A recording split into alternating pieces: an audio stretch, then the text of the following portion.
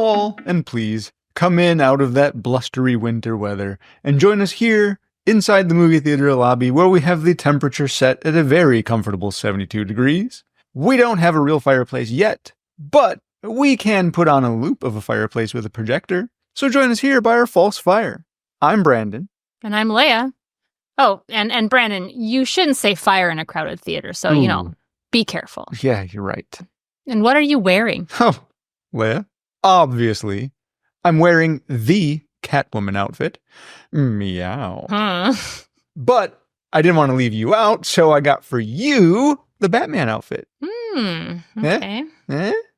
If you prefer, I have the Penguin outfit as a backup, but I think the Batman outfit is better.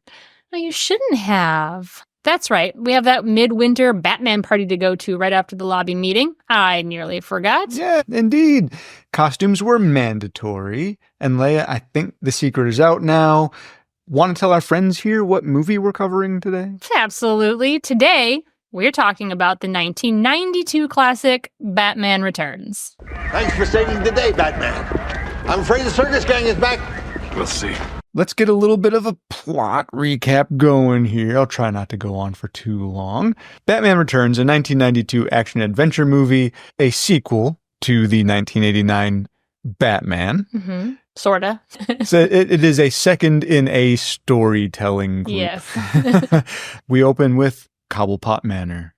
An obviously wealthy, monocled man smoking a cigarette in a cigarette holder looks over the estate grounds from a high window.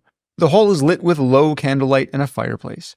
Nearby, shouts indicative of childbirth echo from a slightly ajar, darkened doorway. A child cries as a nauseated nurse and a disgusted doctor exit the room wordlessly. The posh man runs into the room and an anguished bellow rings through the cavernous passages of the sprawling home. Tick! Time moves forward and a disappointed pair of parents stare out of a window, while a white-furred cat approaches a black barred cage on wheels. The box shakes as we peer through the bars from the perspective of the captive, and suddenly, snatch! The cat is grabbed and pulled through the restrictive rods, and the cat yowls as an obvious scuffle ensues. Tuck. Once again, we jump ahead. Snow falls lightly upon a mostly still park at night. Two desperately repulsed parents push an enclosed, blackened baby carriage as they race along a path to a small bridge. With assurance that no one be any the wiser, the nauseated pair drop the wicker basket into the stream below. We ride along as the child carrier floats gently and rests ashore in an underground penguin enclosure. Whoosh.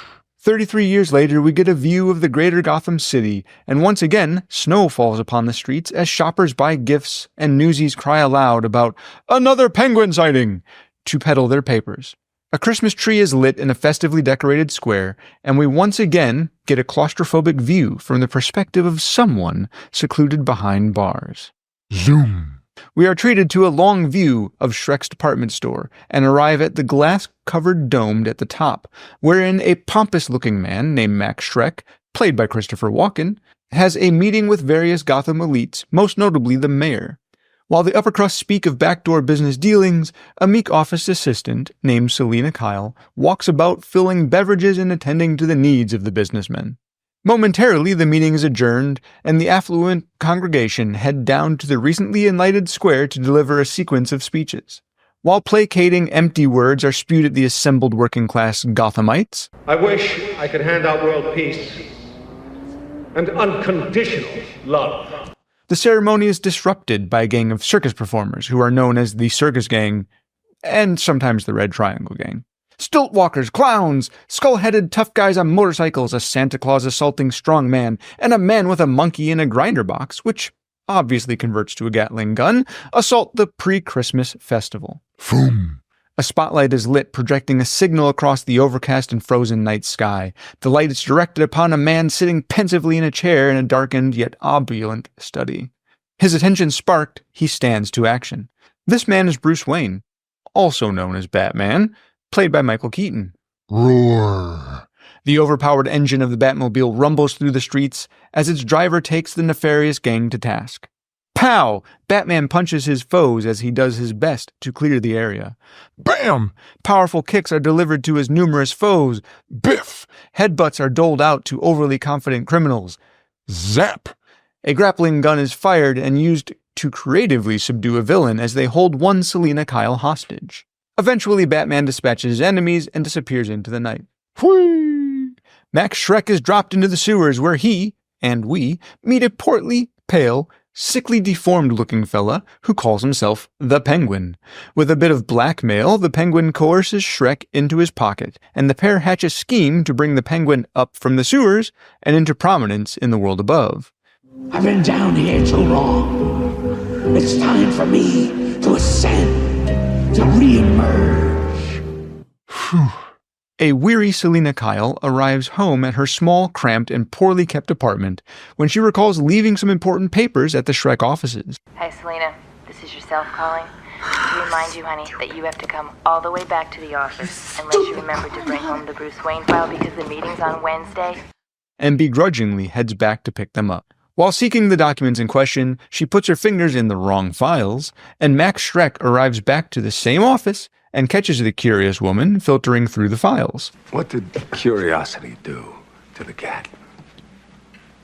I'm no cat. I'm just an assistant. A secretary. And a very good one.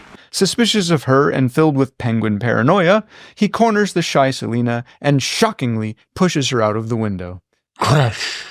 Selina falls through the chilly air, and after tearing through a series of canopies, she falls upon the snow below and appears quite dead.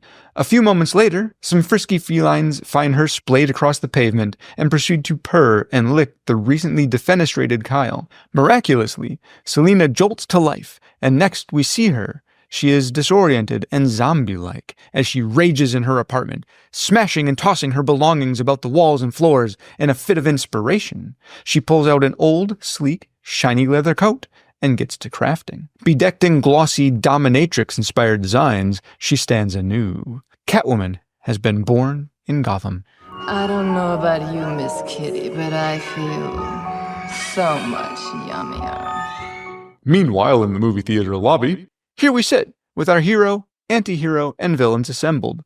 Let us cut away as their machinations are in motion, so we can be about our devious wee plans. Leah, what do you say we shine a spotlight, or perhaps a bat signal, on the cast and crew that made this wintry tale come to life? I can't wait. Hooray, let's do it! All right, Leah, so, cast and crew at hand, who are we going to start with? Well, I think we should start with our top billed cast member, Michael Keaton. Yeah, we can't ignore that guy for long. He seems to pop up in so many movies. All right, so Michael Keaton, some people may know already, but he was born with the name Michael Douglas. That's unfortunate. Yeah, he had to change his name when he got into acting because SAG won't allow two actors with the same name. And I'm not too familiar with this guy, but there's some other Joker out there with the name Michael Douglas already. I don't know who you're talking about. So obviously he had to change his name and he chose Keaton. All right. I mean, it's nice. It's got a good ring to it. Yeah, it really kind of goes together nicely. Yeah, Michael Keaton's been in 5 other Tim Burton films. Boy, oh boy. So he was in the original Batman from '89. Of course. Batman Returns, which is the one we're talking about now. Sure. He was also in Beetlejuice. Right. Yeah. As Beetlejuice. As titular character. He was also in Beetlejuice. Right. Okay. Yeah.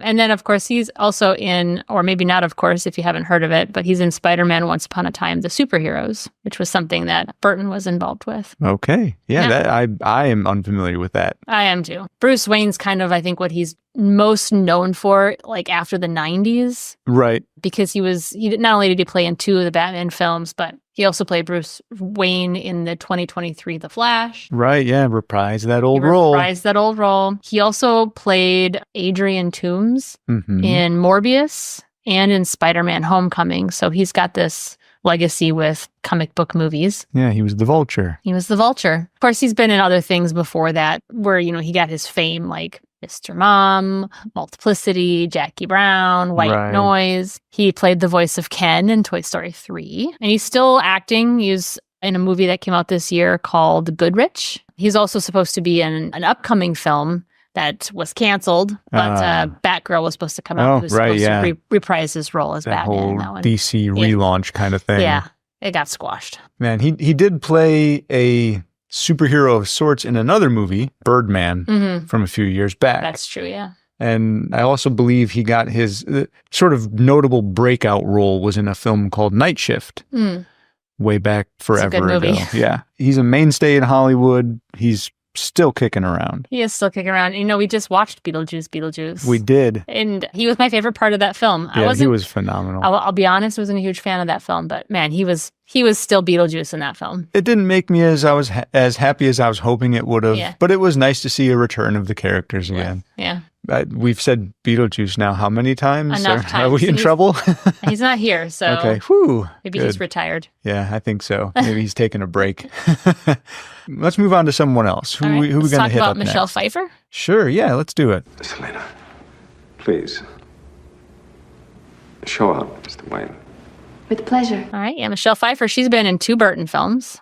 Okay. So she's in Batman Returns as the Catwoman. Of course. She's also in a movie with Johnny Depp called Dark Shadows from 2013. Oh, yeah, a little vampire action. She went to school to be a court reporter, but obviously that didn't work out, and she's now an actor instead, so good for her. She's a good actor. She is phenomenal. She was in Scarface, Dangerous Minds, Coolio's music video, Gangster's video. Paradise. Oh, that's right. Hairspray, Grease 2. She actually sings in Grease 2. She does. Her own voice. She's in Grease 2. actually a very good singer. She is. She was in Mother.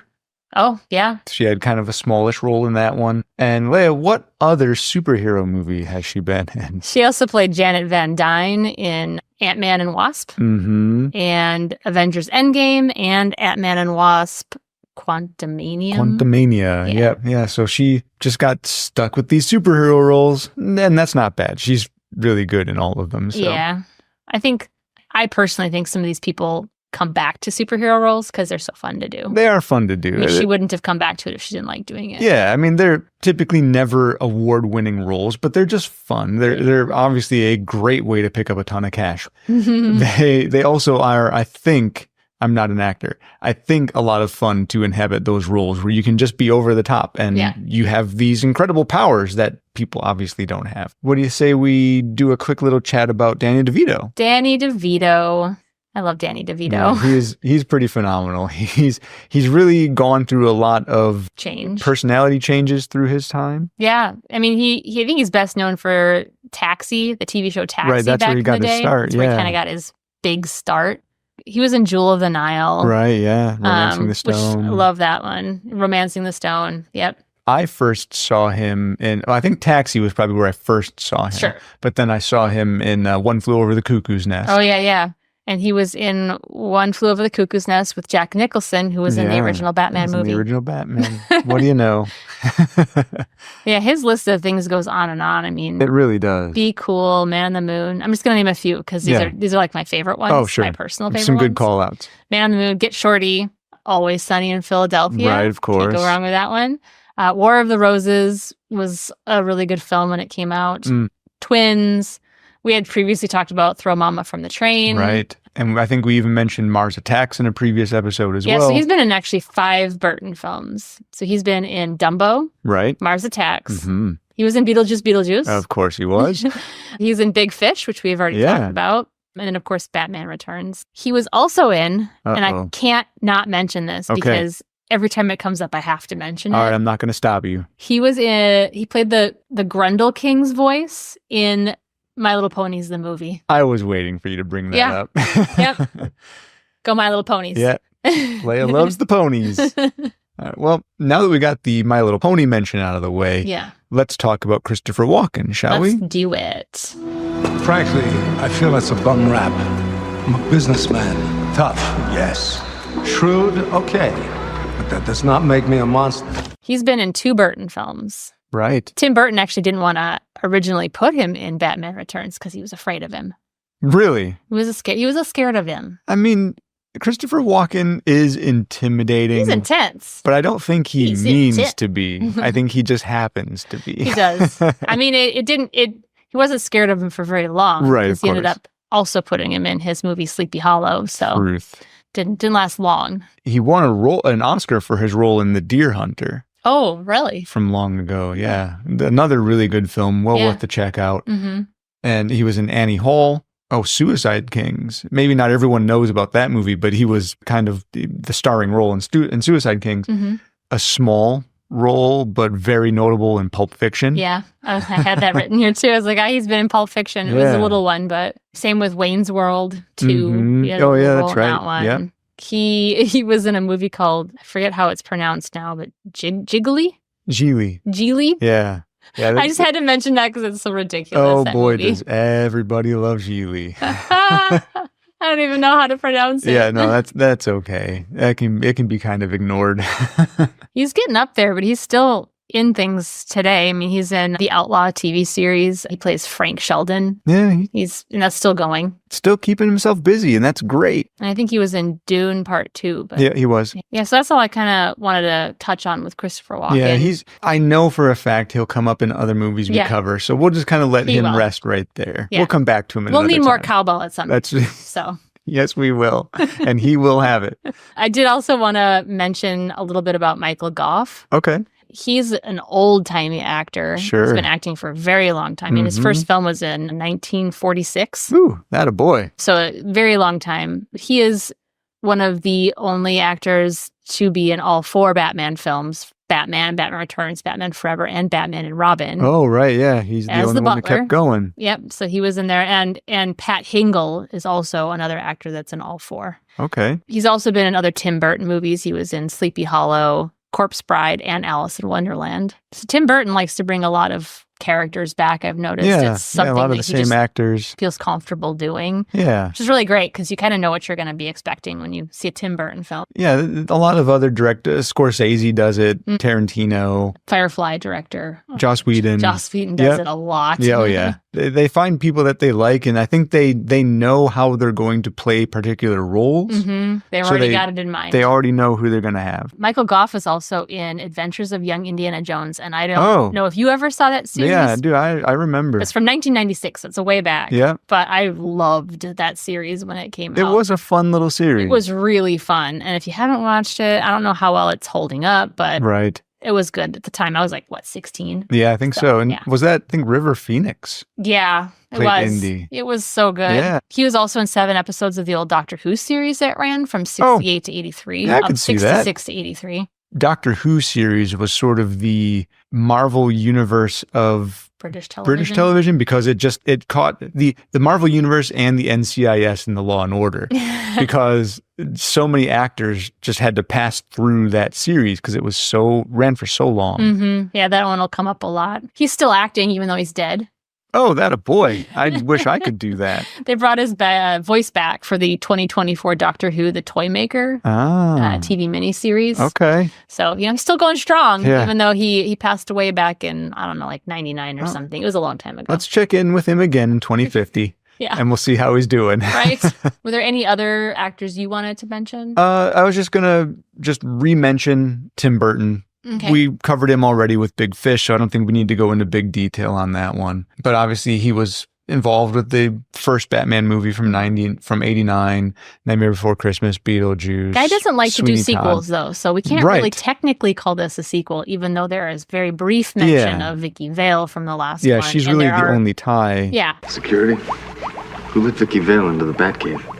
I'm sitting there working, and I turn around. There she is. Oh, hi, Vic. Come on in. I mean, Bruce Wayne comes over. Yeah, Bruce Wayne and Alfred. Alfred comes over. Yeah. It's not a sequel. It's not a direct sequel. Yeah, I don't think he would say it was. Yeah, it is a second in the series, but it's not a direct sequel. Yeah, I think the only one I think is a direct sequel now is Beetlejuice, right? That's, I think, the only direct sequel he's ever done, Yeah, and that was how many years ago? Way forever long. Right. I have 2 other characters I want to mention very briefly. I want to mention Gregory Scott Cummings. Okay. Played a penguin acrobat henchman, so he didn't have a very big part. But he also plays Mac's dad in Always Sunny in Philadelphia. Oh, no kidding. Yep. And he played a character called the Big Ugly in Buffy the Vampire Slayer. Interesting. I don't know him by name, but as you mentioned, him know being who the characters are, yeah. Mac's dad in Always Sunny, yeah, absolutely. So he was in the Batman Returns movie as well. Yeah, that's cool. And he got onto Always Sunny because he knows Danny DeVito. I also wanted to just briefly mention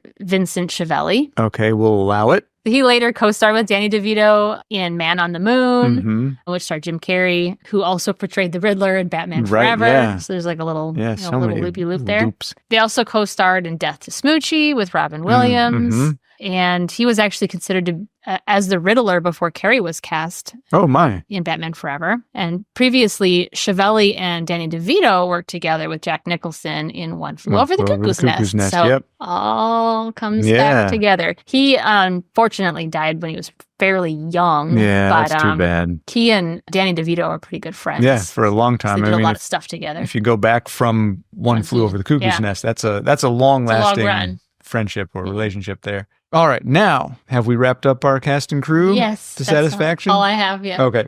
I don't think we need to go into a ton of detail on its acclaim, but let's just mention a few little bits. Maybe let's start with Leia's legs segment. Okay, so this film did 3.56 legs. Oh, there we are at the legs again. Not very long legs. We got little short penguin legs. Okay, well, that's fine. It's some legs. Some is better than no legs. It was a moneymaker, though. Yeah. Because it had an $80 million budget, but it made almost $46 million back opening weekend. Oh, wow. Okay, that's a fair chunk. Yep. And domestically, it did $163 million. Oh, there we go, budget. The budget's doubled. Worldwide, it did almost $267 million. That sounds like a fair financial success. Yeah. Obviously, which is why there was a third and fourth Batman movie. It was the biggest opening weekend to gross in history, breaking the record set by Batman in '89. Broke your own previous record, basically.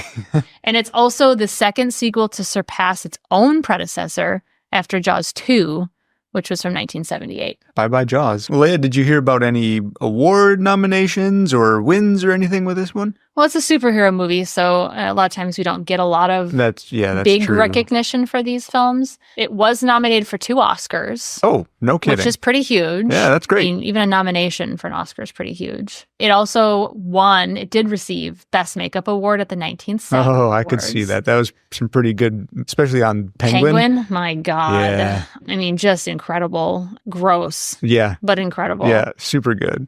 Yeah, it also received 4 other Saturn Award nominations for Best Fantasy Film, Best Supporting Actor for Danny DeVito, Okay. Best Director for Burton, and Best Costume Design. So Oh, all right. it got that's some fair. recognition. Yeah, it got some notoriety at least. Yeah. I mean, not that a movie that made this much money necessarily needs more notoriety, but it was a really well done at the time. Very different in style than superhero movies are today, but for the time, it was a really well done superhero movie. A lot of complaints from parents on this one. So dark. Because it was so dark. Yeah. And so terrifying. But and that's scary. why I loved it. I know, that's why I loved it too. So good.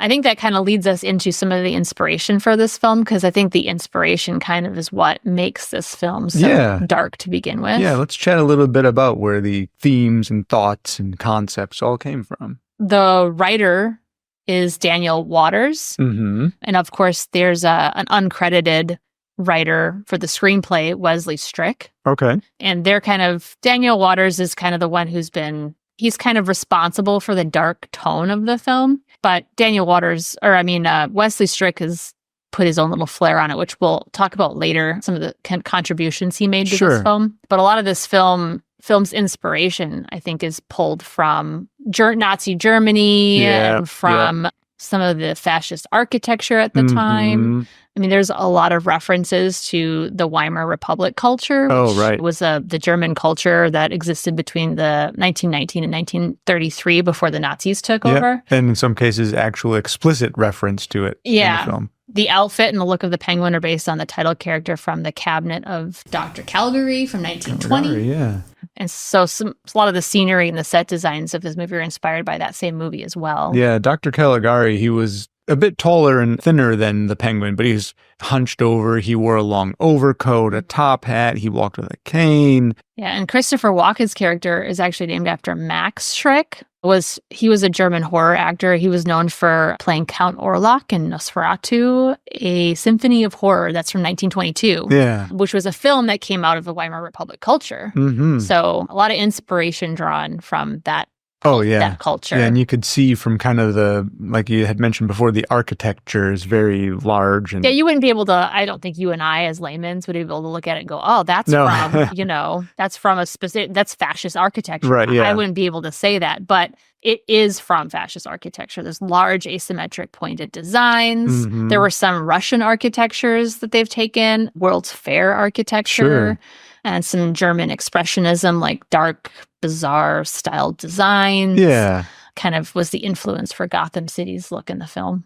To kind of bounce off of the Max Shreck idea there, the Max Shreck character actually was made explicitly for this movie. There's no Max Shreck in the Batman comic books, unless you talk about the Batman Returns comic book adaptations. But in the Batman proper comic book and in the whole run of that Batman universe, there is no Max Shreck made explicitly for this. He had 4th top billing, and he's the only character out of all 4 of the top billed characters that doesn't have any like material. Like you don't have posters of him or because it's the bat, the cat, and the penguin. Yep. But there's no promotionals of him, even though he was the 4th top billing of all 3. That's true, huh? Or all 4 of them. Interesting. But yet he was integral to the plot. He was very integral. I'd read initially it was supposed to be Harvey Dent. Oh yeah. Was supposed to be in the spot of Max Shreck, but Tim Burton felt there was already too many major Batman characters. You had Batman, you had Alfred, of course. You had Penguin, Catwoman. He felt like putting Harvey Dent in there would have been just too much. You need the character still to play that role, but make him somebody who has no Batman consequences. Mm-hmm. Yeah, there's a little bit of like a circus theme that goes on in this film. Mm-hmm. And Tim Burton had cited Alan Moore's The Killing Joke from 1988 as one of his all-time favorite Batman comics. Yeah, super good story. It's a really good one, yeah.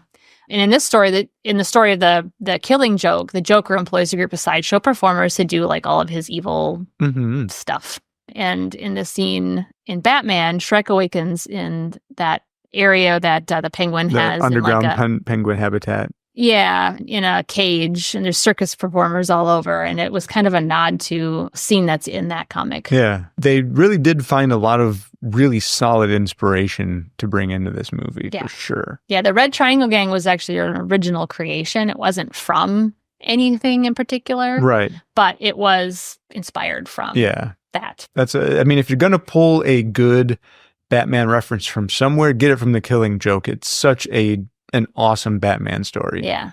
Yeah. So aside from like some of the inspiration, this film also has a lot of new and old things that it brought to the world. Right. Yeah. So it ended some traditions and it started some traditions. Yeah. Which I thought was interesting because I didn't realize that Batman was like the start of some things. Right. Yeah. For example, it's the first film made in Dolby Digital. Oh, really? Yeah.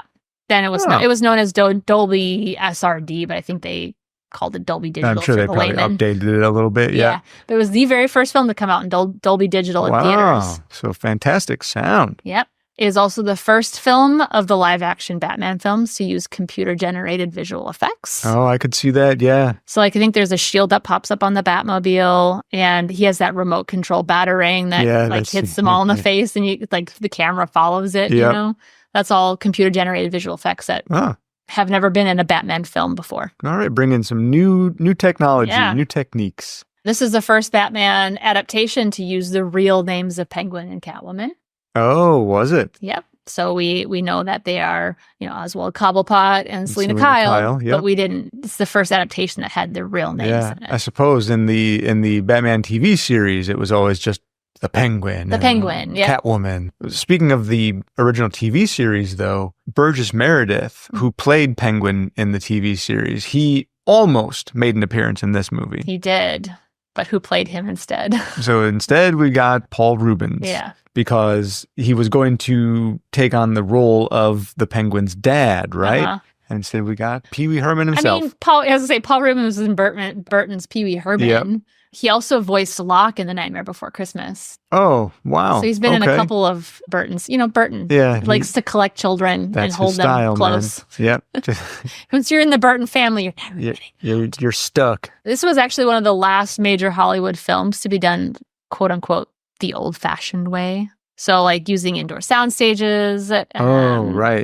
Miniatures, old vestiges of, like, old high school, old school Hollywood filmmaking. Yeah. High school. Yeah, high school.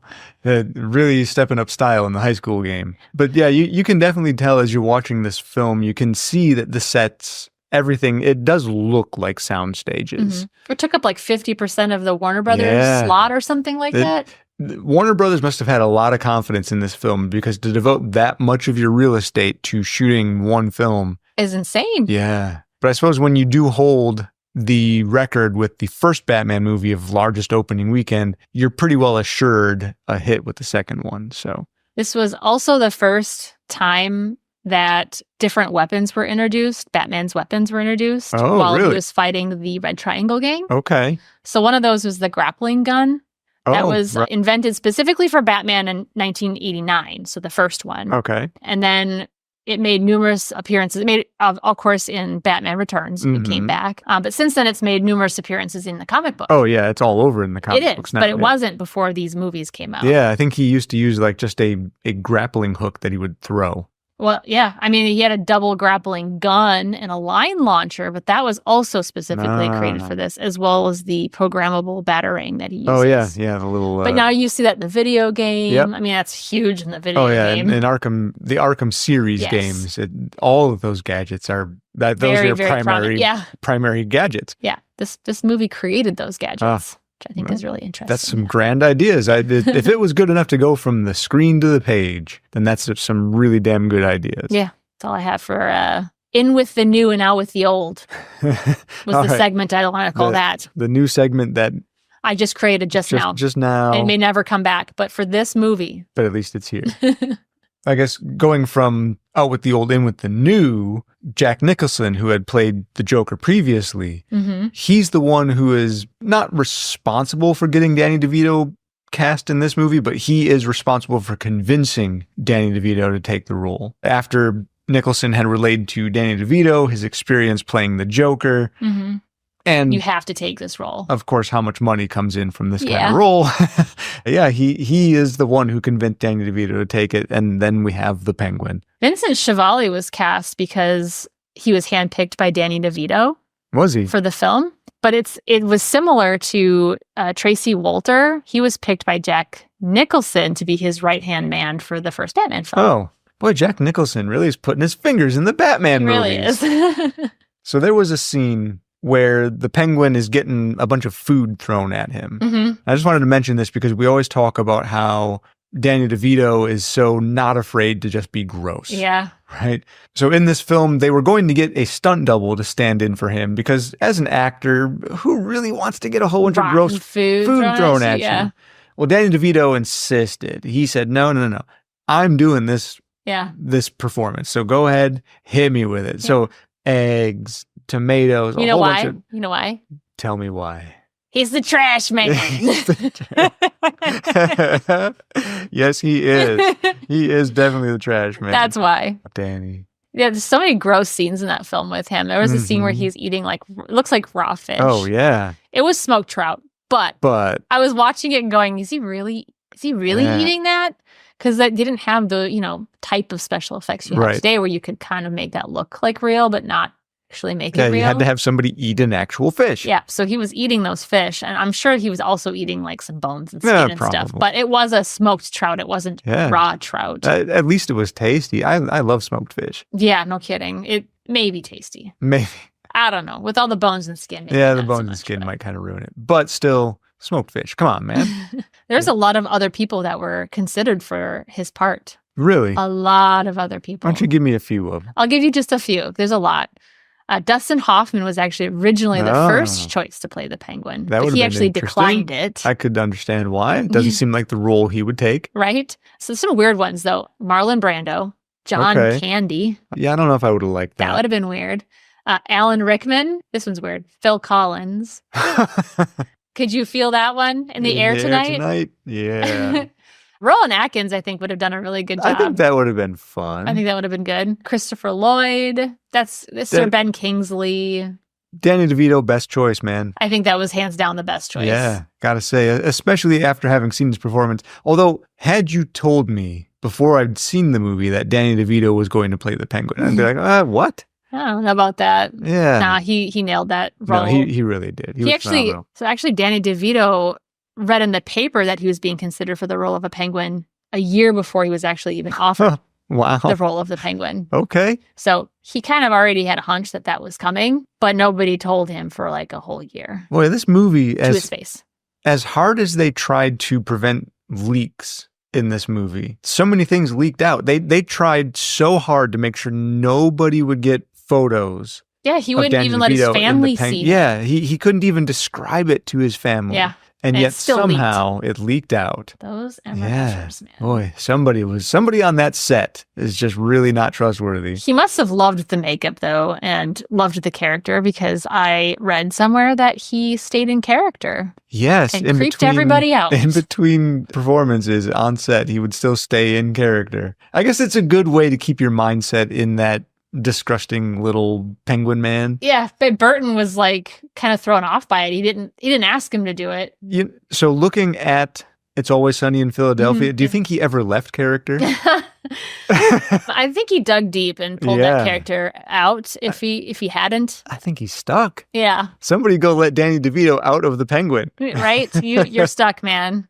So I know David Lynch is one of your favorite. I do like David Lynch's movies for sure. One of your favorite directors, writers. So there's a scene where he cries out, I am not a human being! I am an animal! and it's kind of a nod to David Lynch's The Elephant Man, where he exclaims, I'm not an animal, I'm a human being. Yeah, so, flip it on its head sort of situation. Flip it on its head sort of situation. But I only mentioned it because it's David Lynch. Yeah, of course. It was a nod to David Lynch. Yeah, I love David Lynch's stuff. He's got some weird ideas as a human being, but his movies, I absolutely love them. Yeah, Danny DeVito also, you were talking about his makeup. Mm-hmm. They decided to go with a more avian look to his makeup. Yeah, they really did give him that. When you look at his face in makeup, it does look very avian. Very avian. And then they gave him a curvature of the spine, syndactyly. Oh, yeah. Where the fingers. The fingers kind of look almost avian-like. Yeah, that's an actual thing people can get. Yes, where your it fingers is an are actual fused medical together. condition. Yep. Yeah.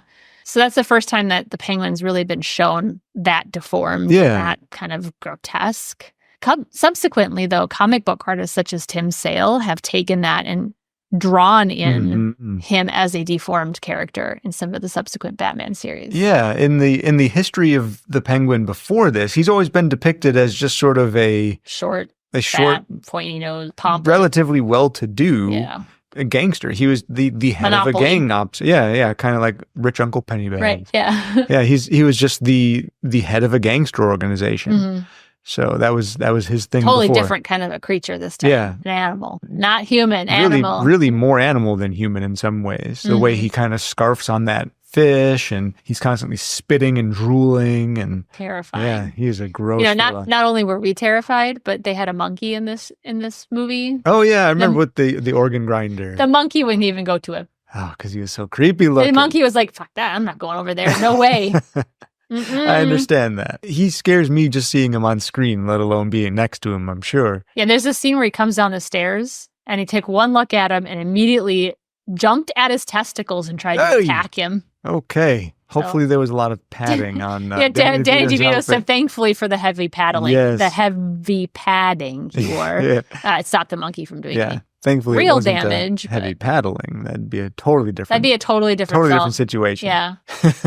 Another sort of weird kind of creepy thing this time it wasn't actually Danny DeVito. Catwoman and Penguin are in Penguin's new loft, and there's a bird in a cage. At one point, Catwoman takes a bird from a cage and puts it in her mouth. There were bird puppets available to be used for that sequence, but Michelle Pfeiffer thought it looked too fake. Mm-hmm. So she genuinely put the live bird in her mouth. I think that's so great, though, because it looked so good. It did. And the whole time I'm watching it, expecting it's a puppet in my head as an audience viewer. It's gotta be. Why would you put a real bird in your mouth? Ew. I could only wonder, she looked super uncomfortable the whole time. And I was like, she's really selling the discomfort. But it's because it was a live friggin' bird in her mouth. Mm-hmm. But it looked so good. Mm-hmm. Michelle Pfeiffer has said that she never wants to see that outfit again. What do you think is because she was vacuum sealed into it? Or the descriptions of how uncomfortable. Sounds terrible. I am Catwoman.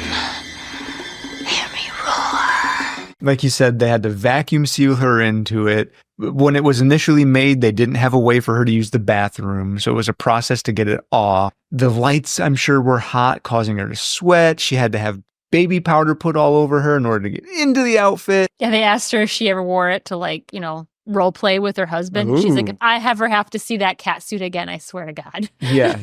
Never. Some trauma, I think, has sunk into her. Yeah. She even said that the mask sort of smashed her face and it sort of cut her vocal cord. Well, not cut, but like choked her vocal cords a bit. She couldn't hear very well. Yeah. In it. The heels on that thing. Yeah. Those could not have been comfortable. Well, I think there's a stunt double that had heels and they were retractable. Oh. So she could do stunts. Yeah, that makes sense. But, she didn't have those. She didn't have those. She had the very rigid, solid. But the stunt double did, yeah. Yeah. So she actually went through 60 cat suits during that 6-month shoot. Guess how much each cat suit cost? Okay, I'm not an apparel kind of guy, so I don't know the cost of things. Think about a costume, though, like a really upscale costume. A lot of really upscale costumes, I would say a couple $100s, right? $1,000 Each? each. So she went through 60 of those. There's your budget. That's part That's of your what budget. happened. That's part of your budget.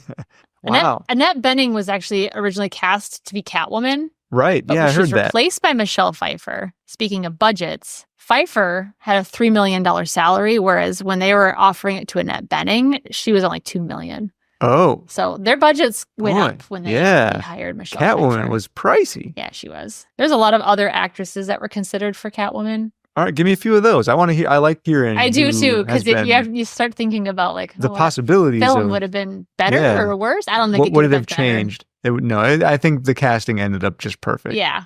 Brooke Shields was briefly considered. Okay. But then she was determined to not be relevant yeah, enough. she was popular earlier. Gina Davis, but she ended up taking the role of A League of Her Own. So she was going to get that role. I think it's better that she went to A League of Their Own. Yeah. Jodie Foster, but she decided to do the movie Little Man Tate instead. Okay. Certainly not as notable. I don't know if that would have been as good. There were also Cher. Okay. I think Nicole Kidman would have done a good job. Nicole Kidman would have done well. Madonna. Mm-hmm. She actually says she regrets not taking the role. I could see that. I could see her doing this role. She probably could have done it. Demi Moore would have probably done a really good job. She was briefly considered. Meryl Streep, Sigourney Weaver, Reba McEntire, and Melanie Griffith. Yeah. I think they picked a good one. I think they did too. I think Madonna would have been a really good second choice. Nicole Kidman probably a good third, but the only person I think who really would have pulled it off as well as Michelle Pfeiffer would have been Madonna. Yeah. When she had her role in the Dick Tracy movie as Breathless Mahoney, it's not exactly the same at all, but very bombshelly and very pin-up-y. Stuck in a very skin-tight dress. Yeah. So she would have been at least prepared for this outing in 60 different suits. So Kim Basinger was actually rumored to be cast as Catwoman when the role of Vicky Vale went to Sean Young. Okay. So then Sean Young was replaced by Kim Basinger to play Vicky Vale. Right. But then Vicky Vale did not come back for Batman Returns because no sequels, no direct sequels. Tim Burton does not like direct sequels. So her first name was briefly mentioned. Right, yeah. But that's about all you get from Vicky Vale on that one. See, Vicky thought. Vicky? Ice skater or stewardess?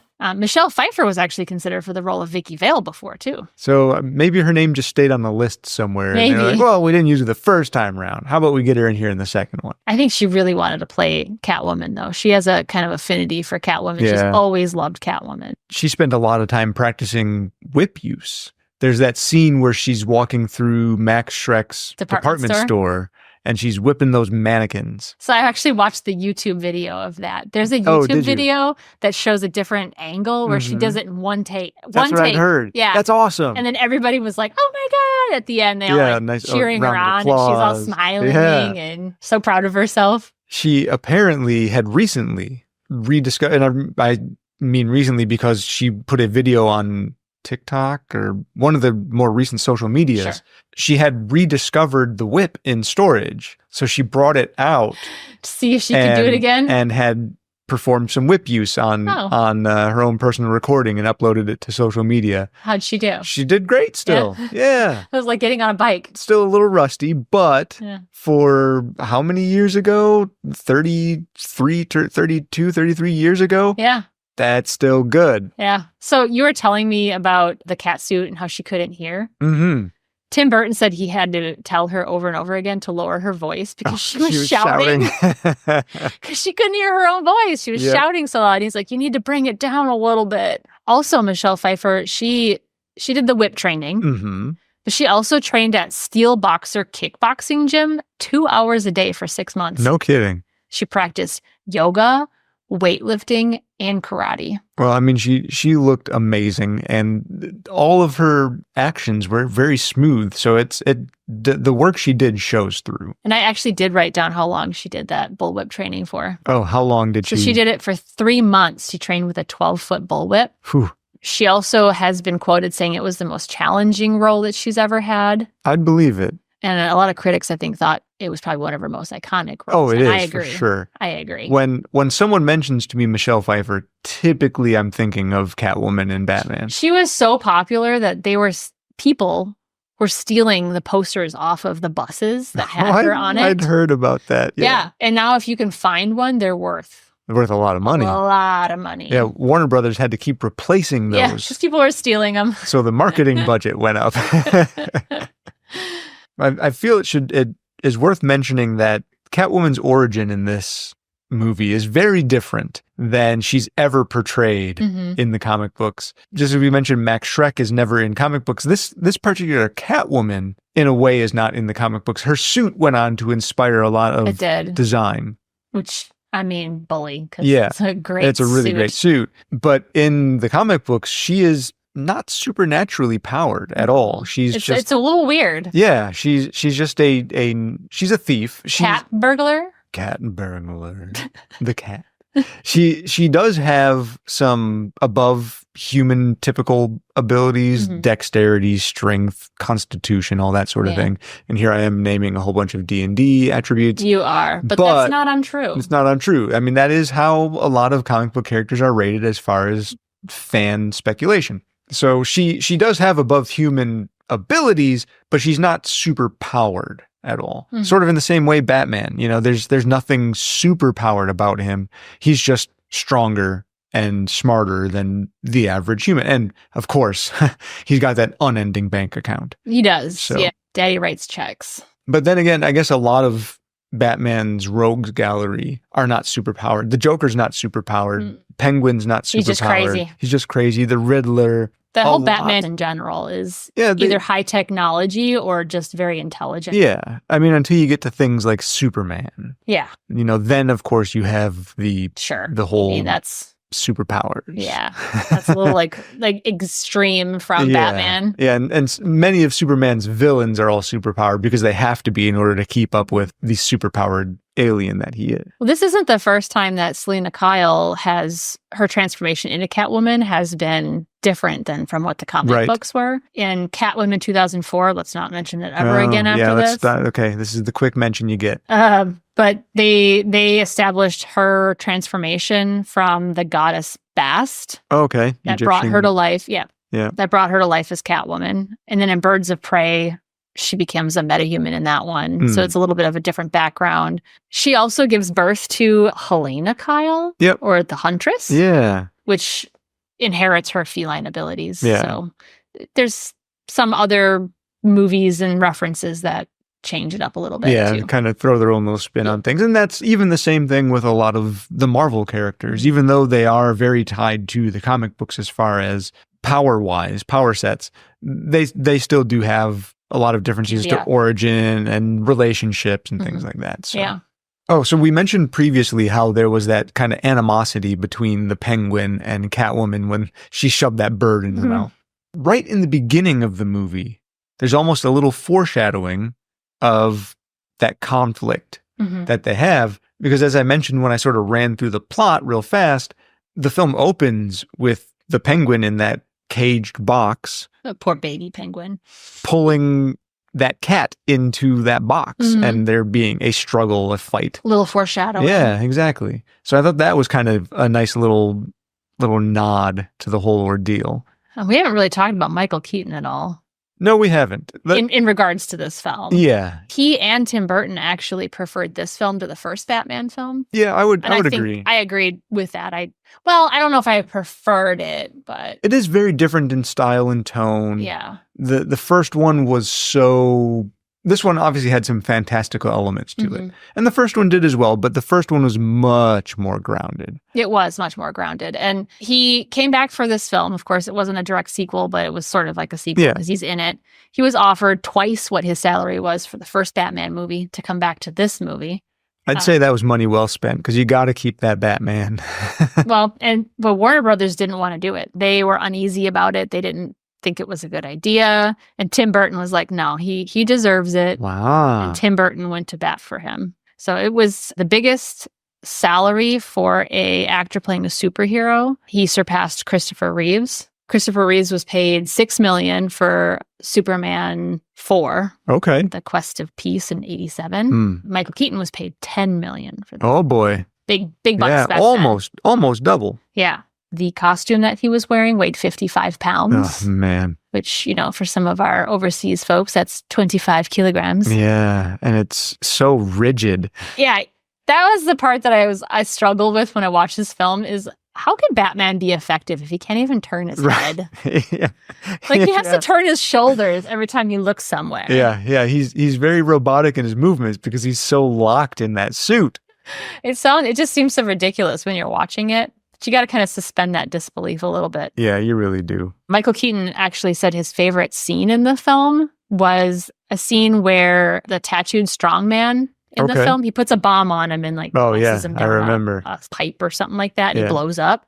Coincidentally, even though it's his favorite scene in the film, it's one of the very few scenes in almost any of Batman's history where he actually kills a villain. Oh, yeah, I suppose so. He doesn't kill villains. He knocks them out. Yeah. He puts them unconscious. Yeah, that's the whole thing. Sends them to the cops. Here, Commissioner Gordon, I caught him, Arkham Asylum or something, too. Yeah. So it's one of the few scenes where he actually kills somebody. Yeah. And it happens to be Michael Keaton's one of his favorite scenes. And I think the only other time that I recall him... Well, actually...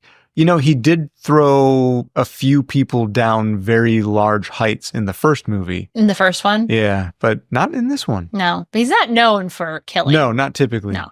Oh, and he lights that one acrobat or clown attacker on fire with the Batmobile. He survived. He's It's burned. fine. Not necessarily he dead. Fire. He Sure. loves Oh, that's fire. right. Yeah, he was a fire breather. He comes from fire. Just give him a It's all taste good. of his own medicine. It's all good. Mentioning that Batman doesn't kill typically, especially in the comic books, although recently he's sort of changed his MO, doesn't mind getting his hand dirty now and again. A character very synonymous with Batman is Robin. Now, we all know, of course, Robin appeared in the third Batman movie, but he was supposed to show up in this one. And we talked earlier about how Max Shreck was put in this movie because Harvey Dent was supposed to be there, but Tim Burton thought, too many Batman characters.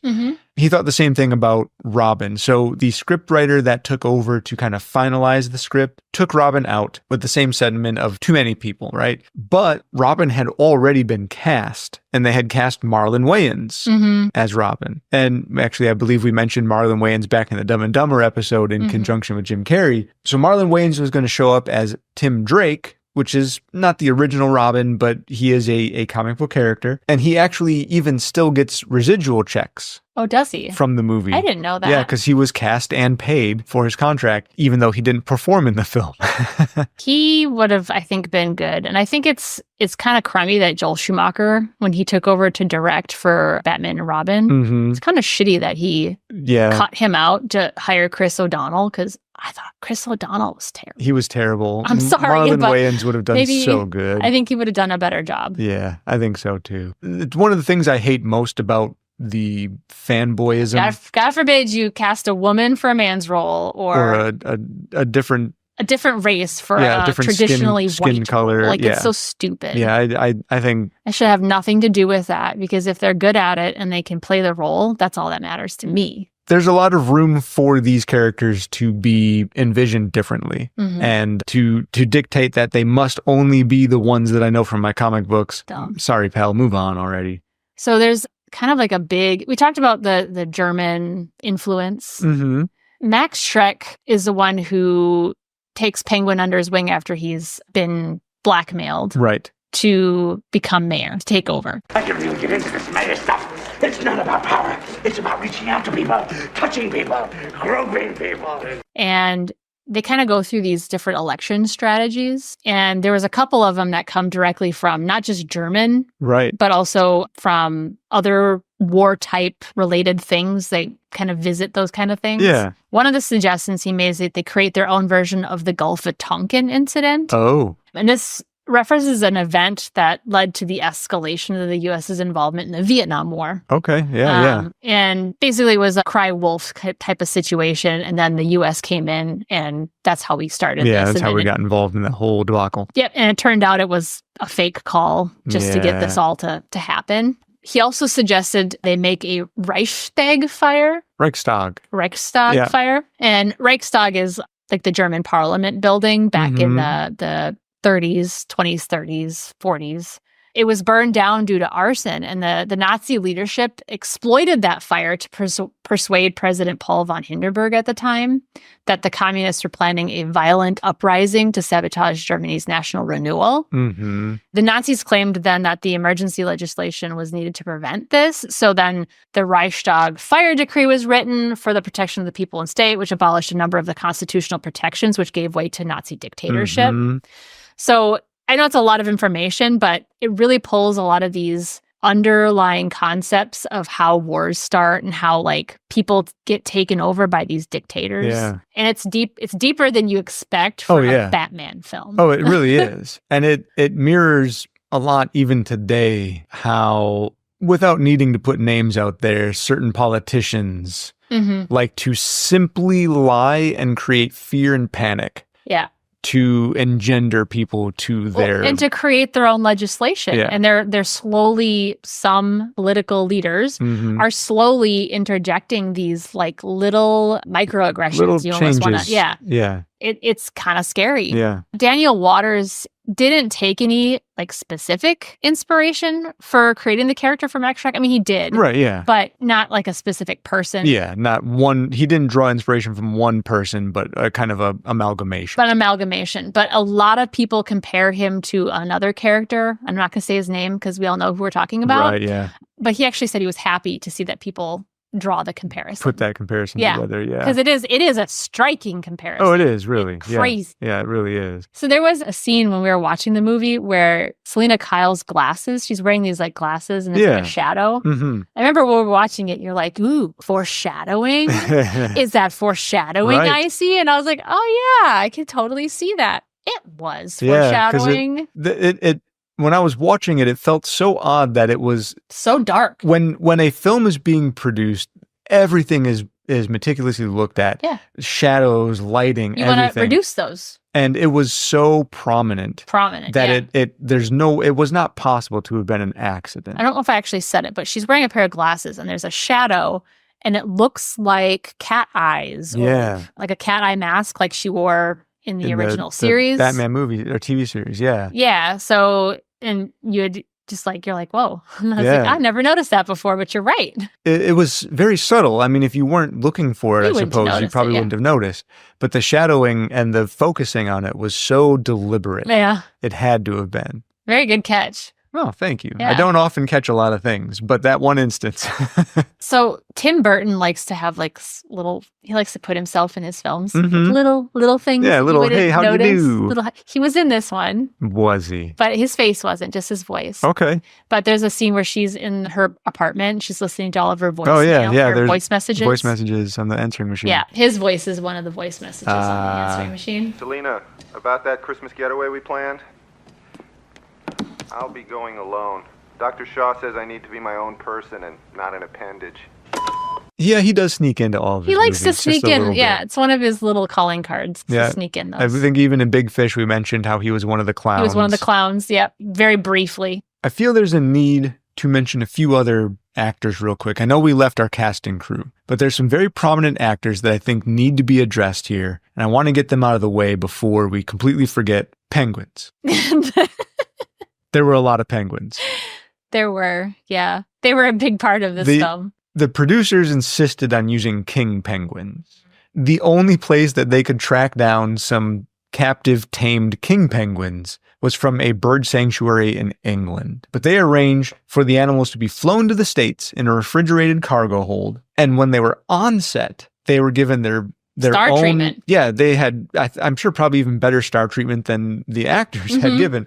So they had their own refrigerated trailer. They had a swimming pool. They had a half-ton of fresh ice delivered daily. They had fresh fish delivered from the docks. They had their own personal bodyguards. The whole set. Was the experience traumatic for the penguins? No, it wasn't. Because at the end of production, you could tell they were so well cared for that a few of the penguins had actually mated and produced eggs. Wow. So that's saying something. There's a lot of zoos that can't even get that to happen. This was a very heavily animal-centric film. A lot of animals on set. And I'm sure a lot of it had to do with the fact that the film centralizes around this animal, these animal characters, bat, and the cat, and the bat. penguin, But there's a monkey, there's a dog, there's Couple all snakes. those penguins, couple snakes. I think there's a horse at the beginning that like rears up, like there's like a police mounted horse possibly, that rears up. There's a lot of animals in this film. Yeah, the Bats. Bats. Oh yeah, obviously bats. Can't. So because of the penguins being there, all the sets with penguins appearing on them had to be set to a temperature of 35 Fahrenheit. I'm sure Danny DeVito wasn't complaining. Probably not. In 1.6 degrees Celsius, approximate for anybody who needs to know that. Because the sets were so cold for the penguins, they were obviously very cold for some, like the snakes especially, but the cats and all that. So all of those animals had gotten their own individual warming areas when they were not being used on set. Star treatment, so, man. Boy, the animals got treated well. So around 57 minutes into the film, there's it's the scene where he straps the dynamite onto that strong man, and then he hurls a goon over a bridge, and the goon flies through the air, and he screams. What scream was it? Oh, that's the Wilhelm scream. Yeah, it was the famous Wilhelm scream. I love when that comes up in these films. It shows up so often. I personally dislike the Wilhelm scream. I love it. Lots of people love it. I've never liked the sound of it. I feel like Tim Burton just did it because he could. I think a lot of people do. It's a Hollywood tradition. Yeah, right? Exactly. That being said, if I were to ever make a movie, which I can't imagine I ever would, were I to make a movie and I needed a scream, I might do it just so I can fall into that grand tradition. But boy, I dislike the sound of that scream so much. We had talked about David Lynch. Mm-hmm. So he also directed and wrote Twin Peaks, right? Of course, yes. So bear with me. You. David Bowie had previously been considered to play the Joker in Batman for the 1989 series. He was also the first choice for the part of Max Shreck before Christopher Walken was cast. Okay. But Bowie turned down the role in favor of playing in Twin Peaks Fire Walk with Me in 1992. Okay. So the only reason Christopher Walken was cast as Max Shreck was because Twin Peaks came out. So things could have been so different. They could have been so very different. I think he would have done a great job either way. Yeah, I think he would have done a fine job. That would have been okay. But yeah, no, he did a fine job. He's also another guy who likes to have the same David Lynch. characters Oh yeah, over and over David again. Lynch gets a lot of the same actors over and over, especially Kyle MacLachlan. They've got a long relationship. There's a photograph in Max Shreck's office that has him with Arnold Schwarzenegger. Oh, okay. Which is interesting because why? Because Arnold Schwarzenegger shows up in another Batman movie. Batman as and Mr. Robin. Freeze. Yeah. So I have to look at that again when I watch and see. Yeah, I wonder if there's any inference that it may be him or related, if it's just a coincidence, a wacky coincidence. Yeah. There's some cufflinks that Max Shreck wears in the movie. Okay. And he actually requested from Tim Burton that they make him these cufflinks. They look like human molars. Oh, intriguing. he saw these cufflinks in the movie The Great Gatsby from 1974. Oh. In which an unsavory friend of the title character who was involved in the 1919 World Series Black Sox scandal sported a pair of these cufflinks. Okay, sure. And he really clung to it and requested that Tim Burton make him those. And I didn't notice them in the film, but now I feel like I want to go back and watch it so I can see his cufflinks made out of human molars. Boy, what a disgusting show of human grandiosity. Right? To be like, I am so wealthy that I will have someone's teeth as my Probably teeth you knocked out yourself. cufflinks. You got anything else? So Film has so much. there is so much. We could probably talk for another hour or so even, but I think we're probably pretty good where we're at. Mm-hmm. Although I do want to mention just one last little thing because it's adorable. Okay, please do. I love adorable. So I had mentioned our stars of the show, the Penguins, not long ago. So Stan Winston and his crew were responsible for all of the animatronics and most of the special effects. They had made a whole bunch of robotic and mechanical penguins, because obviously you couldn't always have live penguins doing exactly what you want them to do. They're not that trained. But one day at the end of shooting, when Stan Winston and his crew were collecting all of the mechanical penguins to be put away, he found a live penguin snuggled up and sleeping with one of the mechanical penguins. Aw, wait. So cute. So I can't remember which actor it was, and I honestly don't remember which penguins they were, but there was a couple, like 3 different kinds of penguins that were used. And one of the actors had claimed that 2 of the penguins were nasty, mean, they would bite, and they were not friendly. I feel like Christopher Walken had said that. He said, but the emperor penguins, he said, were so sweet, and you could actually pet them, and they were friendly. Yeah, I'm just imagining these cute little penguins being malicious little a-holes. I've heard penguins are pretty nasty. Are they really? Oh, yeah. Yeah, I've heard that they're so cute. Brutal. I think I remember reading that he said they would like kind of nuzzle into you like you're petting them like you would a cat. Mm-hmm. So I thought that was maybe they got to awesome. be brutal. They live with orcas. A lot of really seals. A lot of creatures that I would not want to be on the mouth end of. Right. So I get it. Usually right about this time, Leia, we have a spoiler segment. I got nothing. Oh, I do. Oh, do you? I do. Wow, I thought we were actually going to make it through an episode with 0 spoilers. Okay, well. I do have just a couple. Let's give our friends here a real quick moment to excuse themselves. You may leave the room now. Get out of our warmth. Get out of the warmth and into the cold if you don't want to hear the spoilers. Yeah. Oh, that's mean. Well, that's what they get for not watching the movie already. That's true. It's been a long time. You've had your chance. You can either risk it in here with us, or you can go out in the cold. Yeah, I mean, what, 22 years? 32. 32? Oh my God. Right. How old am I? Oh boy. Do we need to even talk about it? No. Let's just leave that on the floor. Not talk about Okay. that. Spoiler chance. Here it is. Get out now. Now I could free up some time. I'm listed. I'm tempted. I'm working. I'm leaving. All right, Leia, I think this is fair. Okay. I got nothing. So this is all you. This is Leia's my show now. segment. So it's mostly because it's stuff that happens at the very end. Sure. I understand. Yeah, you don't want to give away the ending. No. That's why we don't do it in the intro. Go have and enjoy this movie. Yeah. So the final shot of the film, Catwoman is seen looking at the bat signal. Mm-hmm. And was added as an afterthought. I guess we see the Catwoman get electrocuted at the end. Yeah. And you just dead? Is she not? You kind of assume she's dead, but all at the same time, she's like, cats have 9 lives. I'm already at my 7th, And so my thought process was, that was her 8th. Right. So she's still alive. Well, and when they unbury the rubble, they find a burned up Max Shreck. But they don't find Catwoman. No Selena Kyle. No Selena Kyle. The shot for the film actually had to be filmed on a weekend, less than a day after the conception of the film, with a double for Michelle Pfeiffer. And the single shot cost $250,000. Why? I actually don't know.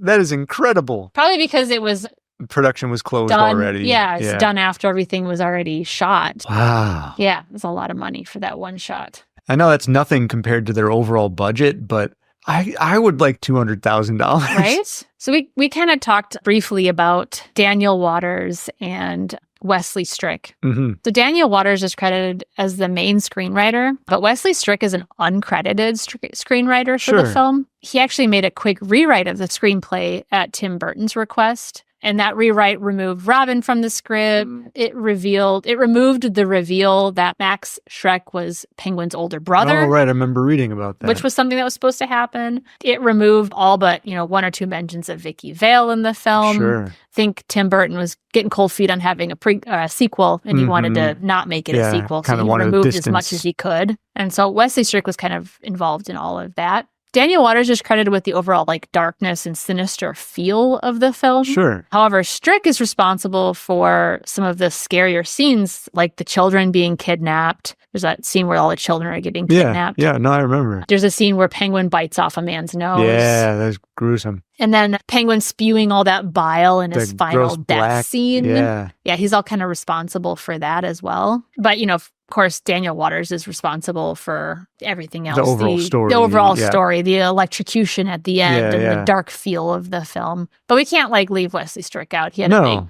part in creating some of the elements of this film and removing some of the elements of this film. Exactly. Well, he got Marlon Wayans paid without having to perform. So there you go. It worked out. Yeah. Free check. Daniel Waters was brought in by Tim Burton. He previously wrote the film Heathers. Okay. Yeah. Which I don't think I ever seen that one, or if I did, it was passing. Yeah, it was a fine movie. But Tim Burton used Sam Hamm's original screenplay for Batman. Okay. But he didn't like it, which is why he brought Daniel Waters in. And Daniel Waters actually, the original concept was Penguin and Catwoman were going after hidden treasure. Sure. Oh, wow. Okay. Yeah. Adventure film. Adventure. But Tim Burton wasn't satisfied with that. Yeah, so that's when he brought Daniel Waters in. Daniel Waters is the one who actually came up with the concept of an evil business mogul backing a bid for the mayor's office as Penguin. So that changed the whole concept of the film. So another early concept was to have Penguin gets pulled into the water by these people dressed in costumes at the end of the movie. Mm-hmm. But the other idea was to have these really large penguins, and they were going to be called the Elders, which is kind of like an H.P. Lovecraftian idea. And all of Penguin's minions, their circus groups, were going to be worshiping them like gods and stuff like that. It was a really early concept. That's a very different feel. Yeah. And they obviously didn't use that or didn't use all the elements of that. But I thought, man, that would have been something Brandon would have liked. I would have really liked that idea. I think that I am in love with the idea of cosmic elder beings and things like that. The horrors and machinations and appearance of which are far beyond anyone's comprehension. Just coming into contact with them in Lovecraftian lore would drive you insane, right? Yeah. So I think that would have been such a fun little twist. Man, I really would have liked that. It would have been a weird but fun twist. Yeah. So there's also a lot of comic book connections, and I'm not going to go into any of them, but I am going to post them on our website later. Sure. Okay. So if anybody's interested in seeing how some of these concepts were either brought into the comic book world or how the comic book world created some of these concepts, I'll put those in our website as well. Oh, that's great. That's perfect. A great place for it, because we are getting a little bit toward the end of our day here. Yeah. But I do, as you're mentioning comic book connections, I do want to give one person a quick call out. Bob Kane, creator of Batman. Actually wrote quite a bit about him. Did you? I did, because I thought it was important. He was still alive. Yeah. Kind of during the creation. So while he didn't write it, he was the creation of the characters, and he was quite a contributor to the film. He's responsible for also creating Catwoman and Penguin as well. He had actually stated that Val Kilmer was his favorite Batman. Really? Which I don't agree with personally. I don't agree with, but hey. But I have to respect the fact that the creator of Batman thought that was the case. Yeah. Of course, this was before his death in 1998, so I don't know what he would have thought of some of the subsequent ones. Yeah. But previous to that, Val Kilmer was his favorite one. All right. He's also directly responsible for casting Jack Nicholson as the Joker. Oh, no kidding. He was the one who suggested him in the first place. Huh. So I thought that was pretty interesting. Yeah, even Jack Nicholson is one I would not have cast as the Joker. He did so good. But he did so phenomenal. And he stole the show. That's really a really out-of-the-box thought for Bob Kane to have as suggesting Jack Nicholson. That's cool. But I don't know, maybe if one through the cuckoo's nest or one flew over the cuckoo's nest. Thank you. It's a title. Yeah, maybe that was part of it. I don't know. Yeah, maybe. He was kind of crazy in that one. Yeah. I had read also, and this is just a small little trivia that was put in there real quick, and then we'll wrap it up. Okay. But he came up with the name for Bruce Wayne from Scottish history's Robert the Bruce. Okay. And Revolutionary War General Anthony Wayne, the Mad General Anthony Wayne. So that's how he came up with the... Interesting. Weird, but I thought it was interesting. Yeah, it's an odd combo, but that's cool. I get it. You got to come up with these things from somewhere, right? Yeah, you got to find inspiration wherever. A lot of the early comic book writers would use, as ways to keep the names in their head, they would use alliteration. So like Bruce Banner and Peter Parker, so if naming a character after two prominent war figures keeps it in your head, that's great. Yeah, right? All right, maybe we should invite everybody back in. Yeah, they've been out in the cold for long enough. You guys can come back in. You missed some things. You missed some You things. missed some good stuff, but Go ahead and you can come back in. warm yourselves up a little bit as we get everyone done and then shove you back out into the cold. So I think we've covered enough today. We've kind of went on for a while. We probably could go longer, but we do have... Brandon! What? Huh? Speak of the devil. Yeah? Tell me something, friend. You ever danced with the devil in the pale moonlight? Oh, you sly. Okay, yeah. All right, what are you doing here? I know. That's from the Joker in Batman from 1989. Right, but yeah. I'm dying to say it, and you got to say meow. I did? Kind of wanted to say that one. No, so I think that's really good. I wanted to say this one. One of my favorite lines. Just had to say it. Yeah, good for you. Anyway, there. Yeah. No, okay, yep. The Batman party hosts have turned on the bat signal. Uh-huh. We got to go. Yeah, we do. I don't want to leave, but I think we have to if we want to be on time. Yeah. And I am a stickler for being on time. You are. So you're right. We must away. As much as we're going to leave all of you out in the cold, don't leave us out in the cold, dear listeners. Check in with us on social media, themovietheaterlobby.com and themovietheaterlobby@gmail.com if you want to email us.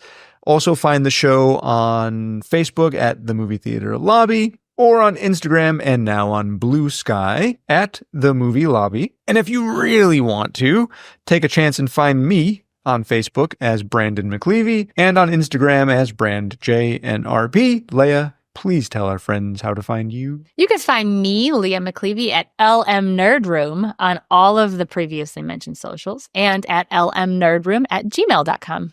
All right, B, let's get going, huh? We got places to be. Indeed, we do. Once again, thank you to all of our listeners for your time and attention. And thank you for standing outside for those of you who wanted to avoid spoilers. And as always, thank you, Leia. Thank you, Brandon. Bye-bye. Bye. Don't hurt us, lady. Our take-home's less than $300. You're overpaid. Hit the road.